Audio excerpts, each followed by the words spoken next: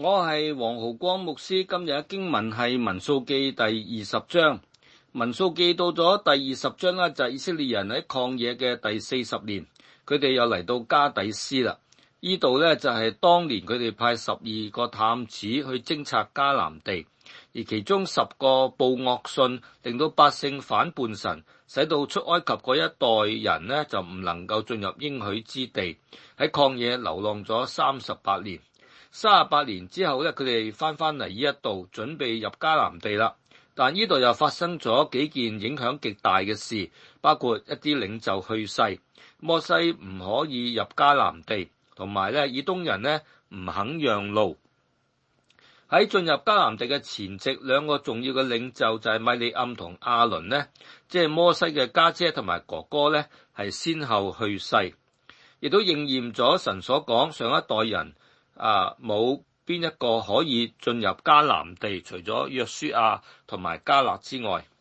當大祭司亞倫脫去聖衣，俾咗佢個仔以利亞撒穿上嘅時候呢，亞倫就死喺山頂啦。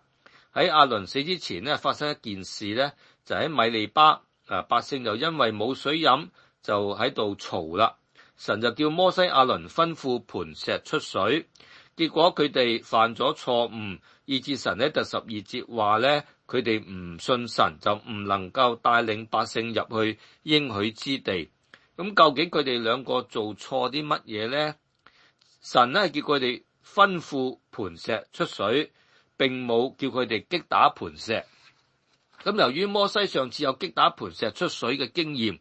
今次神並冇話擊打磐石，只係話吩咐。咁佢就信心不足，大概個心會諗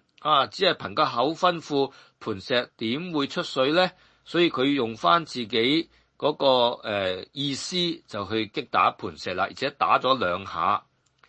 第二咧，神並冇責罵百姓，但係摩西擅自指責百姓係背叛嘅人。摩西亞倫兩個人都唔能夠帶領百姓進入應許之地，咁摩西係代表律法，亞倫代表祭司，都係唔能夠將人帶進應許嘅安息，只有約書亞可以，而約書亞就係預表基督嘅，只有基督可以將人帶進安息，律法同埋祭司咧都係唔能夠嘅。進入迦南地有一條好嘅路，就係經過以東人嘅土地，咁以東人就係以掃嘅後裔。以掃同埋以色列人嘅祖先雅各咧，都係以撒嘅仔，所以摩西喺第14節就跟以東人以兄弟稱呼。可惜以東人呢就唔領情，亦都不念情，唔准以色列百姓過境，以致佢哋要繞道行一啲艱苦嘅路。由於摩西當以東人係弟兄，所以遭受拒絕之後咧，都冇攻打佢哋嘅。摩西係一個偉大嘅領袖，為人十分謙和，但今次佢哋咧係今次因為唔信而唔能夠進入迦南地，係十分可惜嘅。而喺呢一度咧，再次證明我哋到神面前必須要有信心。摩西雖然偉大，但神亦都冇偏袒佢，因為佢不信呢，就不尊神為聖，就不准佢咧帶領百姓進入迦南地啦。呢一章摩西喺2次挫折之後咧，佢都係順服嘅，佢並冇反抗神，亦都冇